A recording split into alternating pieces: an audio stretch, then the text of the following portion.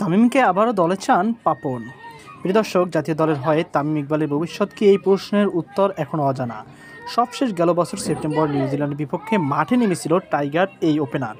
এরপর নাটকীয়ভাবে ভারতের বিশ্বকাপ থেকে ছিটকে পড়েন তামিম। সেই থেকে তামিমের ফেরা নিয়ে আলাপ চলেই গেছে। তবে সাম্প্রতিক আলোচনা উঠেছে চ্যাম্পিয়ন্স ট্রফি দিয়ে আবার দলে ফিরবেন তামিম ইকবাল খান। আগামী বছরের ফেব্রুয়ারিতে পাকিস্তানের মাটিতে বসতে যাচ্ছে সেরা ৮ দলের এই আসর। আর সেই আসরেই তামিমকে খেলার প্রস্তাব দিয়েছে বিসিবি বস নাজমুল হাসান পাপন। জানিয়েছেন তামিমের আবার দলে ফিরুক, এমনটাই চায় তারা। আজ রোববার তামিমের ফেরা নিয়ে পাপন বলেছেন, তামিমের বিষয়টা এখনও পর্যন্ত আমি কিছু বলতে পারছি না, যতক্ষণ পর্যন্ত ওর সাথে আমার আলোচনাটা না হয়।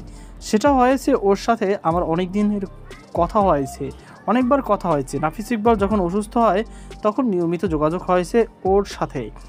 তার আগে ওর সাথে যখন আমার বসার কথা ছিল তখন আমি আবার ফোন করলাম। সে তখন ও বলল যে আমার তো খেলা নেই, আমার তো খেলা বিপিএল শেষ হলো আসবো। তারপর ও আবারও যেদিন বিপিএল শেষ হলো তারপর দিন একটা মেসেজ পাঠালো যে আমি দেশের বাইরে যাচ্ছি, এসে আপনার সাথে যোগাযোগ করব। এরপর আর যোগাযোগ হয়নি, যেটুকু হয়েছে নাফিস ইকবালের অসুস্থতা নিয়ে। তবে আমরা চাই ও আসুক, যোগ করেন পাপন। সিনিয়র ক্রিকেটারদের অবদানের কথা জানিয়ে পাপন বলেন, কারণ আমি আপনাদের আগেও বলেছি, আমার কথাবার্তায় শেষ ইন্টারভিউতে বুঝতে পেরেছেন এখানে অনেক প্লেয়ার আছে যারা বেশি দিন ন্যাশনাল টিমে হয়তো থাকবে না।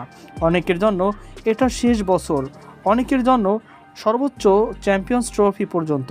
আমি মনে করি তামিম, সাকিব, মুশফিক, রিয়াদের অবদানেই বাংলাদেশ ক্রিকেট আজকে এই জায়গায় এসেছে। তো প্রিয় দর্শক, এই ছিল আমাদের সর্বশেষ আপডেট। সকল আজকে পর্যন্ত আল্লাহ হাফেজ।